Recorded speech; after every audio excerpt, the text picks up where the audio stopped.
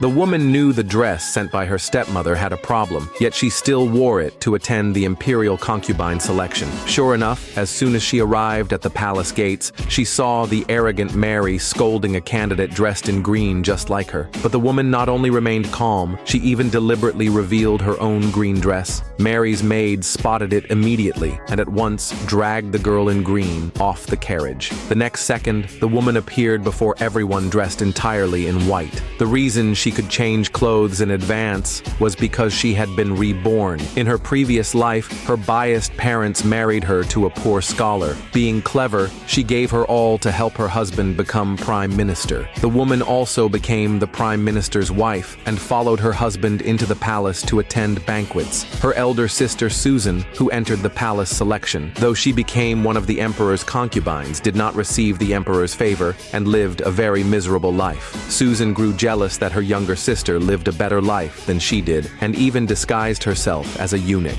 killing her sister right in front of the emperor. Soon after, Susan was also sent to hell by the imperial guards. When the woman opened her eyes again, she had returned to the day her parents arranged her engagement. Her biased parents wanting the elder sister to live well. Once again, just like in her previous life, let the woman marry the poor scholar. The woman was temporarily powerless to resist, so she could only obey her parents' decision for now. Unexpectedly, Susan suddenly rushed in, saying she wanted to marry the poor scholar and have the woman enter the palace in her place to become a concubine. Seeing Susan's unusual behavior, the woman realized she too had been reborn. Susan believed the poor scholar would one day become prime minister, so she ignored their parents' dissuasion and insisted on changing the engagement. Little did she know, the poor scholar was extremely lazy. It was only through the woman's full support that he rose to a high position. Seeing how determined Susan was, their doting father had no choice but to agree to the marriage. The stepmother deliberately asked if the woman wanted to enter the palace selection. The woman knew she was being tested, so she pretended to be afraid and said, "I wouldn't dare take the glory and wealth that belonged to my sister." Seeing that the woman was obedient and sensible, the stepmother lowered her guard and said hypocritically, "You may not be my biological daughter, but if you can have a good future, I'll be at ease." And so, the woman gained the chance to enter the palace selection. In this new life, she wanted to rise to a high position and become someone Susan could never reach. That night, Susan deliberately sought out the woman, mocking her not to think that entering the palace would put her above her. The woman pretended not to understand and asked Susan what she meant. Hearing this, Susan thought she was the only one reborn, so she deliberately reminded the woman, "The emperor loves green the most. If you wear a green dress, you'll definitely be chosen." The woman recalled that in her previous life, Susan had indeed worn a green dress and was kept in the palace. But how could she kindly remind her like this? The clever woman sensed something was wrong. Soon, it was the day of Susan's wedding. When everyone saw the poor scholar arrive in only an ox cart to fetch his bride, they all mocked him for being so unpresentable. The father felt deeply humiliated and shouted angrily, "What kind of daughter's wedding doesn't even have a red bridal sedan chair? This marriage is off." Hearing this, Susan hurried to stop him and lied that an immortal had visited her in a dream, saying the poor scholar would one day be rich and noble. But the mother said, "If you had agreed to enter the palace, you would have been wealthy long ago."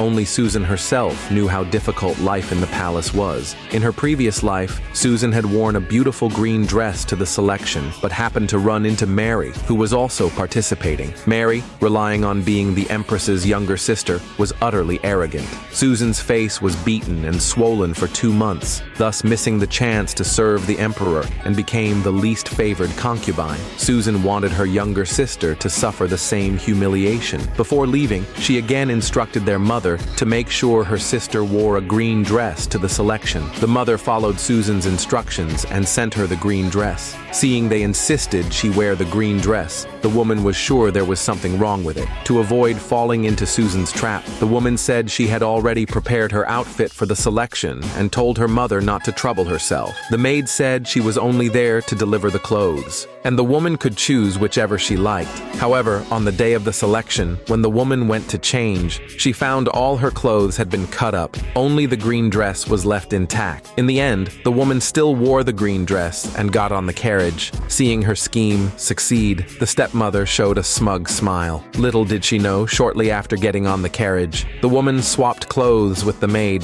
The maid said guiltily that her clothes were too plain and couldn't bring out the woman's beauty. But the woman said that all the girls entering the selection today would surely be dressed extravagantly. So by dressing plainly, she could instead attract the emperor's attention. It was only when she saw all the girls in green, stopped by Mary, that the woman finally understood Susan's plan to harm her. She then had the maid deliberately reveal her hem. Mary, seeing the same green dress as hers, immediately ordered the girl inside the carriage to be dragged out. The woman stepped out of the carriage in white and said softly that she was the candidate. Mary sneered and said, "How could a candidate be dressed even more poorly than my maid?" Hearing this, the woman quickly explained, "I'm only the daughter of a concubine, and my status at home is even lower than a maid's. My mother wanted me eliminated early, so she deliberately dressed me like this." She thought she could get away with it unnoticed, but Mary, worried that the woman's beauty would outshine hers, ordered her maid to bring her a special cup of tea. The girl smelled it